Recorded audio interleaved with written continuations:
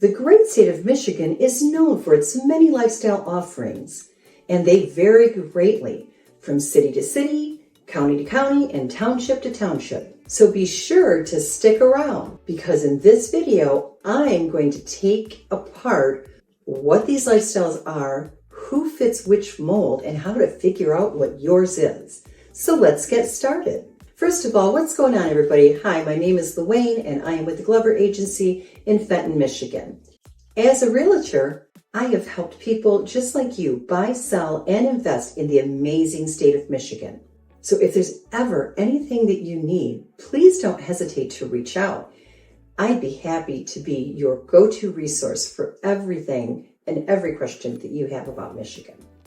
And I've helped several people all over this country and now the world move to the great state of Michigan. And the conversation is almost always how my life is now and how can I find that same or similar lifestyle in Michigan. So whether you're looking to move to Michigan or even maybe just visit, I'll break down the various Michigan lifestyles so that you can match it up to your liking. So what I want you to imagine is a four-sided spectrum. And on the top side of the spectrum, we've got lake living, and at the bottom, we have farm and acreage. And then on the left side of the spectrum, we have city living, and to the right, we have suburban living. Now, this is a spectrum because sometimes these are going to be, you're going to have a little more or less of a particular lifestyle, and they will kind of blend into each other. Some of these, have aspects of other lifestyles in them. So you get a little combo action there with your lifestyles. And the cool thing about Michigan is, yes, we have four different distinct lifestyle offerings. There's always going to be a little bit of a mix to give you the best of all worlds. So before I dive into these lifestyles some more, we need you to hunker down a bit and figure out what you want your ideal lifestyle to look like. So you can do a little process of elimination, get rid of some of the things that aren't going to appeal to you. The problem is, well, maybe I shouldn't say that it's a problem. It's more of a reoccurring theme for people moving to Michigan, or really any state for that matter, is that the options are extremely open-ended, which is so understandable. New state, new way of life. I completely understand that. But the time that you're spending looking at all the different lifestyles, it starts to take away from the time that you could be spending looking at more options within your ideal lifestyle. It's kind of like one of those companies that makes a lot of mediocre products. They have a little bit of everything, but nothing is really outstanding. And then you compare that company to something like Apple, who's kind of focused mainly on computers, whether they're in your phones, in an iPad, or sitting at your desk, and the quality that they make and how much happier people are with their product. And that is the big difference. When you make a bunch of okay products, nothing ever really stands out. And that can translate over into your home search. As a realtor, I have seen people settle for homes. And I found that when your options are too open, you see a bunch of okay homes that you may eventually settle on, but you never really get that jaw-dropping, holy cow, I can see myself pulling up in the driveway, raising 35 kids, retiring and dying right there. That type of feeling that you would get with a great home in an area that suits your lifestyle. And I've seen people settle on homes, and it really is the worst feeling in the world, especially since homes are such an extremely large investment. So that's why you want to keep following along, because the feeling of going from an okay home to a great home is a night and day difference for the better. So how exactly do you find your Michigan lifestyle? Well, the best way is to break it down with some of the advantages and disadvantages of each way of life. And in doing so, you can keep your priorities straight. So let's start out with lake living. Maybe you're just wanting a nice view out your front window, or maybe you are wanting all the water sports. It's important to realize that there's a lot more to lake living than that. And I actually just did a video on this a few weeks back about things that people don't realize about living on a lake, and I'm going to link that in the description below for you. The advantage of living on a lake is that you have an amazing view. You also have access to swimming, boating, and nothing beats a Michigan sunset. One of the disadvantages to lake living is your lack of seclusion and privacy. Most lots on and around lakes are very narrow, and they tend to be very small because they want to get as many houses as possible around that lake. And if you live on the main part of the lake, you're probably going to feel like you're on a stage and that the whole world is watching you watch TV, ugly crying while you're eating a tub of Talente to some sad movie. Along with that, most homes on the lake don't have any fences, so it's kind of a kind of a seamless flow around the lake in the yards. And of course, with great value comes a much higher purchase price, with homes on the water going for 1.5 to 2 times the amount of a comparable home that is not on the water. And most waterfront homes also tend to be a little further out, maybe not near a downtown with any amenities. And that closest convenience store is the one at the end of your neighborhood that charges $10 for a jar of mayonnaise. Most lake homes also have a homeowners association for the maintenance of the boat, launches, lake maintenance, and also any common areas. And some of them can be pretty strict about what you can and cannot do with your land. And then lastly, there's the abundance of maintenance. In the spring, you need to get your dock in, you have to rake your shoreline, and it also puts more wear and tear on your house. And I know when we lived on a lake, my mom used to have our house sprayed every quarter up and down on the outside because we tended to get more bugs, and she was not about that at all. So this lifestyle seems to be for somebody who doesn't really mind the lack of the privacy and confusion. Maybe somebody who's a little bit more social and doesn't mind the additional maintenance and overall cost that comes with lakefront homes. If this is the lifestyle that you think would fit you, please leave me a comment below. So what about city living?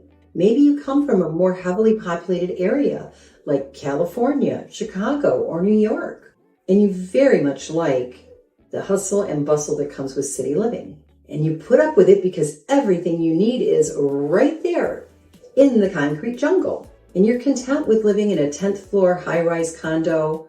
And the advantages to this way of life: excess of job opportunities, followed by not needing to possibly have a car. I know my son just moved to Chicago and he doesn't have a car now. So there's no car payment, there's no gas, and there's also no insurance. If you're okay with getting around on a bike, walking, using public transportation, or even an Uber service, it definitely would be financially beneficial not to have to own a car. You also, of course, have everything you need and more just a few blocks from where you live.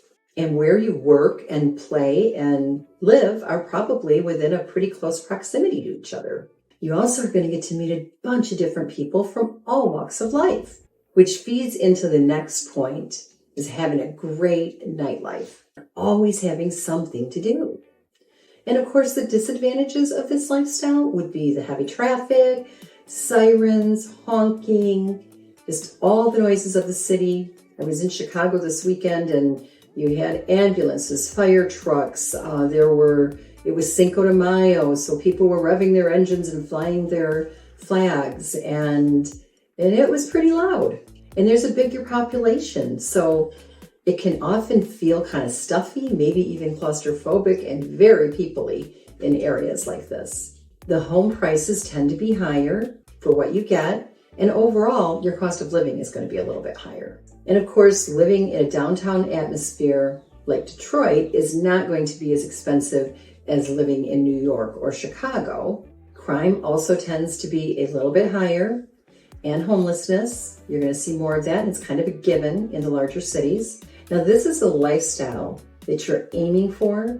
One of your concerns might be, well, I'm in Michigan where they have all these beautiful natural landscapes.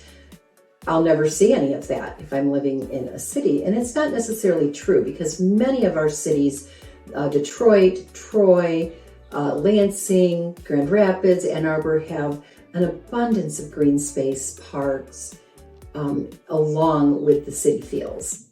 but you still get to have the beautiful views and preserves. So this lifestyle would be for somebody who really doesn't prioritize having a yard, somebody who enjoys the nightlife scene and wouldn't mind working, living, and playing within a few blocks. So if this is a lifestyle for you, be sure that you leave it in the comments below. So what about your typical suburban lifestyle? Maybe you're not so much about city life, and you don't necessarily need a home that's right in the downtown area, and you want a sizable home on 1.25 acres, a fenced-in yard for your dog, and neighbors that take good care of their home and keep to themselves. And if you like that lifestyle, there are several areas throughout the state of Michigan that will suit you.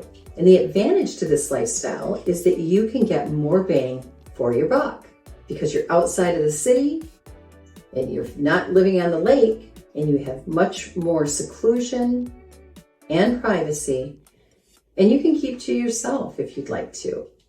This type of living offers a great community aspect, but it doesn't need to be forced. And a lot of time, these singular neighborhoods have other great advantages to them, which is close proximity to schools.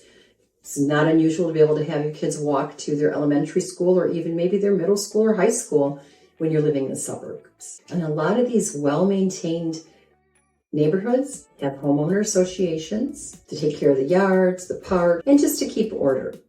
So if you have one of those neighbors that up the street that decides not to cut his lawn for 10 years, you don't have to wait 10 years because the association is going to be up in his grill long before the city's going to get him on their radar.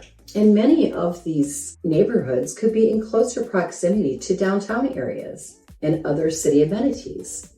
And you can buy a home for what it's truly worth instead of having it in a city or on a lake where it's going to cost you almost double. So if you're building a family, or if you just want a bunch of space to entertain and maybe have people stay over from the city, this lifestyle can definitely suit you. And if you think that you might be a suburban lifestyle, please comment below. And then lastly, we have farm living and acreage living. People who go for this lifestyle are usually someone who has maybe lived in a very rural area before on the outskirts of a state. They may have lived on anywhere from 10 to 100 acres. You really don't like the city, and you have a larger appetite for space than having a little piece of property on a lake. The advantages of this type of living is you really have the freedom to do whatever you want to a certain extent. You don't have neighbors telling you to shut up. You don't have a HOA that you're paying to tell you to shut up. Little to no traffic, lots of seclusion and privacy, and the luxury of keeping to yourself. Be loud, shoot your guns, ride your ATVs and motor toys, and you could also possibly turn your property into something that is income producing. Depending on what your property zoning ordinances are like, you could farm, have a couple of farm animals for a good tax write-off, along with whatever produce you decide to grow. The disadvantages of this lifestyle is that you'll definitely have much more maintenance on a larger piece of land, and this might mean that you're going to have to invest in a tractor and a brush hog if you don't already have one. You're going to be far away from everything like gas stations, shopping, restaurants, and even possibly schools and downtown areas. So you may find that you're not going to the grocery store quite as often, and you may have to take it one day all week to go and get all your doings done. You're probably going to work further away from your home. So if you don't work from home, you're going to have the commute. The next disadvantage is feeling isolated, especially if you're used to being in a more populated area. There isn't a huge social aspect, and some people never really had the time to find that out about themselves because they've always lived in a more populated area. So this type of lifestyle is really going to be for somebody who doesn't mind getting their hands dirty, doing a lot of yard work, growing their own produce and food, traveling longer to get to cities, towns, and schools, and who doesn't have any desire to be anywhere near a concrete jungle. So if this is your lifestyle, then you're going to want to comment below and give us a thumbs up. I would have to say for anybody thinking about making the move to Michigan, Figuring out the lifestyle that you want is among the most important things that you can do. Because once you figure that out, myself or any other agent that's helping you can get better at finding the great homes that are within your lifestyle. As I mentioned before, the reality is that you could literally spend years trying to check out all the little towns and cities all over the state of Michigan until you find the right one. And by that time, who knows where the housing market's going to be, what it's going to look like, what your situation is going to look like, where your job is taking you. So in order to use your time more efficiently and effectively, it's a matter of doing a little more due diligence up front and starting those conversations earlier rather than later. And I get a lot of people commenting on my videos who say, oh, I've been thinking about moving to Michigan for years and I just don't know where I want to be and I'm still on the fence. But we can call, text, or email and break down everything that we've just spoken about today. And if you're still on the fence and you're not sure, please grab some time in my Calendly link down below. You can get little 15 minutes appointments and I'd be happy to go through all of that with you. And oftentimes it's just about asking more questions, getting some answers. So please feel free, because I would be happy to walk you through this entire process. I hope that you have found some value in this video. So please be sure to like and subscribe and let YouTube know that you like us. Thanks for tuning in.